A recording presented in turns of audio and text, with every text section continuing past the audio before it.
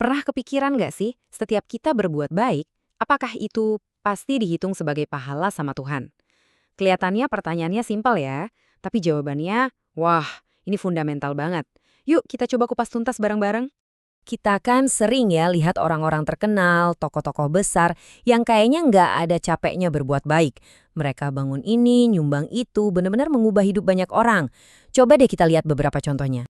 Di Indonesia aja nih, ada nama-nama kayak Eka Cipta Wijaya, Chairul Tanjung, Susi Pujiastuti, Happy Trenggono, sampai Amrik Gunawan.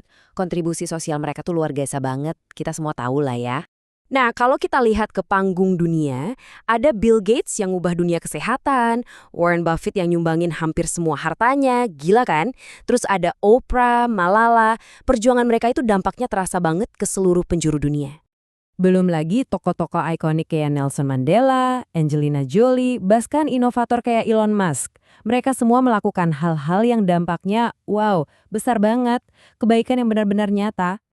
Nah, setelah lihat semua kebaikan yang keren-keren tadi, muncul satu pertanyaan penting. Pertanyaan intinya nih, dalam Islam, apakah semua kebaikan itu otomatis jadi pahala di akhirat? Jawabannya bisa jadi di luar dugaan kita loh. Ternyata teman-teman, dalam Islam itu ada bedanya. Ada yang namanya balasan duniawi dan ada yang namanya pahala ilahi. Dan keduanya ini nggak sama. Oke, balasan duniawi itu gampang kita lihat ya. Pujian, sukses, nama baik, siapa aja bisa dapat itu. Tapi pahala, nah ini beda.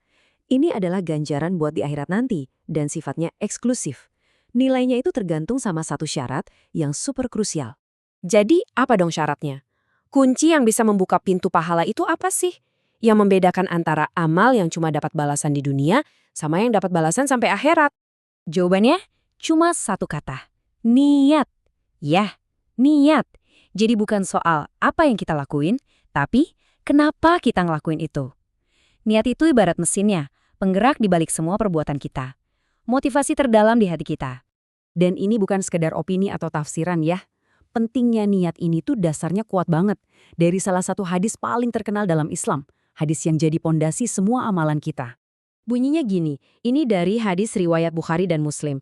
Sesungguhnya amal perbuatan itu tergantung pada niatnya, dan setiap orang hanya mendapatkan sesuai dengan apa yang ia niatkan. Wah, pesannya jelas banget kan? Yuk kita bedah pelan-pelan. Pertama, semua tindakan itu dinilainya dari niat. Kedua, apa yang kita dapat itu ya sesuai sama apa yang kita niatkan. Nah, yang ketiga ini nih yang paling jelek. Kalau niat kita cuma buat urusan dunia, misalnya biar dipuji, dapat duit, atau jabatan, ya cuma itu yang bakal kita dapat, nggak lebih. Oke, teorinya udah dapet ya. Sekarang pertanyaannya, gimana cara kita mempraktekannya? Apa yang harus kita lakuin biar niat kita tuh lurus terus, murni terus? Ada 3 pilar penting nih yang perlu kita ingat. 1, niat itu yang nentuin nilai akhir perbuatan kita.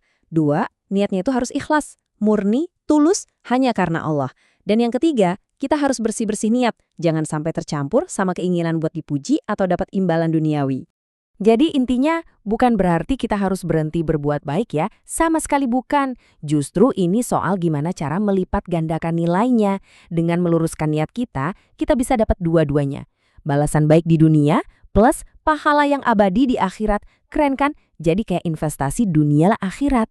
Nah, sebagai penutup, gimana kalau kita coba satu kebiasaan baru?